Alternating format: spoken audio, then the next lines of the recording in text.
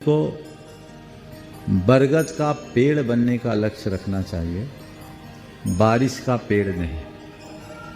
पुनः दोहरा रहा हूं, सभी को बरगद का पेड़ बनने का लक्ष्य रखना चाहिए, बारिश का पेड़ बनने का नहीं। बारिश का पेड़ 4 महीने में 8 फुट का हो जाता है, लेकिन अगले 4 महीने में वो सूख भी जाता है। जितनी तेजी से बढ़ता है उतनी ही तेजी से सूखता है। पर बरगद के पेड़ को 8 फुट का होने में 4-5 बरस लग जाते हैं, पर वो एक बार बढ़ता है तो बढ़ते ही जाता है, इसलिए नाम ही है उसका बढ़, जो बढ़े सो बढ़। तो मैं ये संदेश सभी को दूंगा, खासकर युवाओं को, कि शॉर्ट टर्म गेन कतई अच्छा नहीं होता।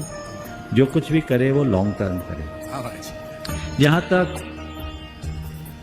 स्टॉक एक्सचेंज में, शेयर बाजार में काम करने का सवाल है, मुझसे पूछते हैं तो मैं इस संदर्भ में इतनी ही बात कहना चाहूंगा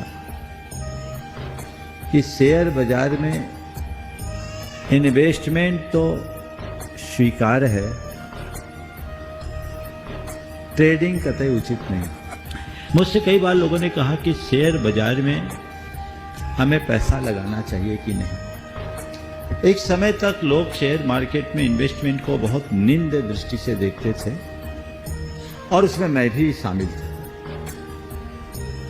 लोग इसको जुआ मानते थे। 25, 30, 20 वर्ष पहले मैंने भी, हो सकता है मेरी कोई पुरानी रिकॉर्डिंग निकल जाए तो आप लोग भी उसको करो और शायद मुझे ट्रोल करो कि आपने भी कभी कहा था।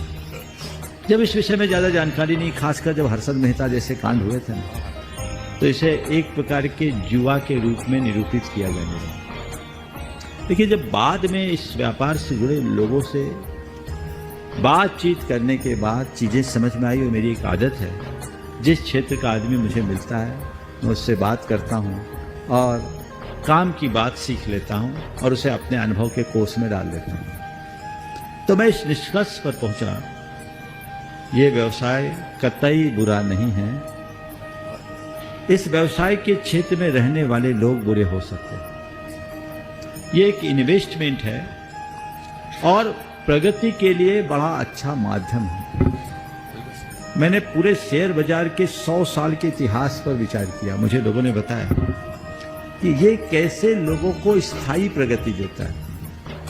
एक अच्छे व्यवसाय के रूप में भी इसे लिया जा सकता है, बशर्ते आप केवल इन्वेस्टमेंट तक सीमित रहो, और इन्वेस्टमेंट भी जिस किसी कंपनी में नहीं करो। आप किसी भी कंपनी में इन्वेस्ट करना चाहो तो पहले उस कंपनी को देखो कि उसका प्रोडक्ट क्या है, वो कंपनी किस चीज का कारोबार करती है। यदि उसमें कोई हिंसा का समावेश है, तौबा कर लो, दूर से प्रणाम कर लो।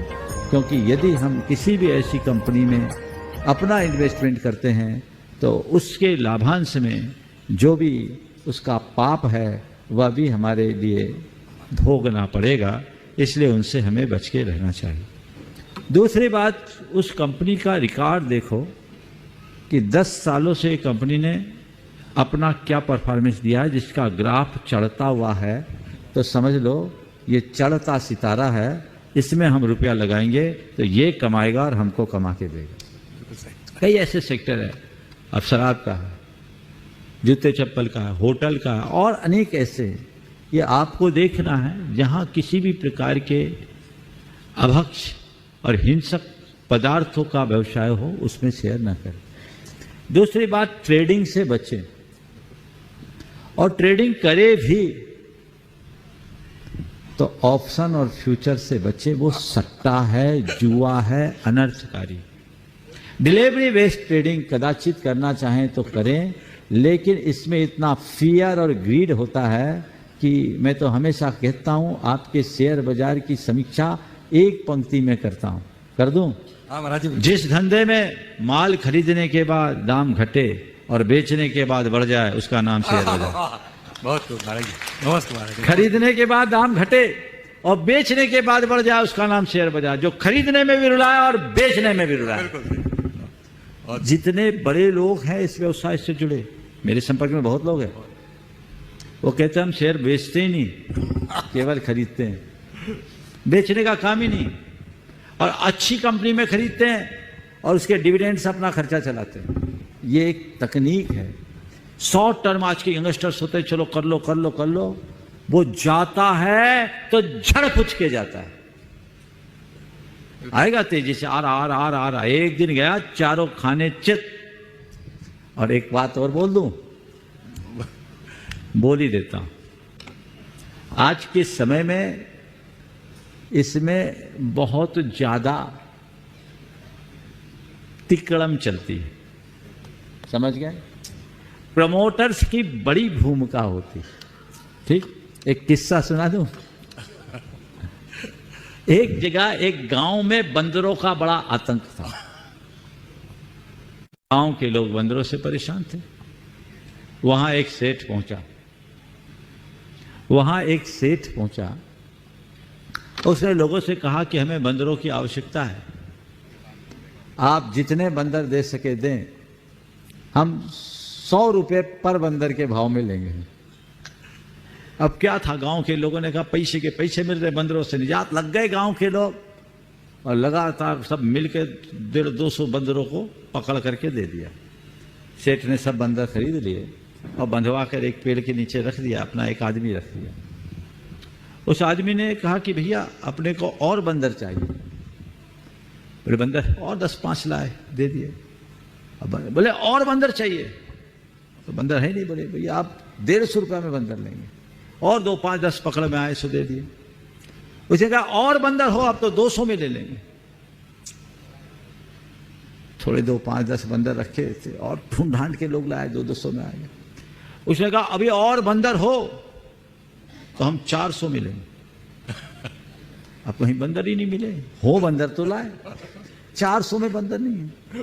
तो सेठ के माल जो मुनीम था उसने कहा देख भाई, सेठ तो 400 में लेगा, अब बंदरों में कोई चिन्ह तो होता नहीं, हमारे पास ये 250 बंदर पड़े, तुम लोग हमसे 300 में ले लो, हम तुमसे 400 में ले लेंगे। अब क्या था, लोगों ने कहा 100 रुपया बंदर के सीधे बच रहे बिना मेहनत के। सब लोगों ने उनके 300 के बंदर खरीद दिए, समझ गए। और कहा भाई 400 में कर लेंगे। बोले कल मालिक आएगा ले लेंगे। वो दूसरे दिन गया, सो आज तक नहीं आया।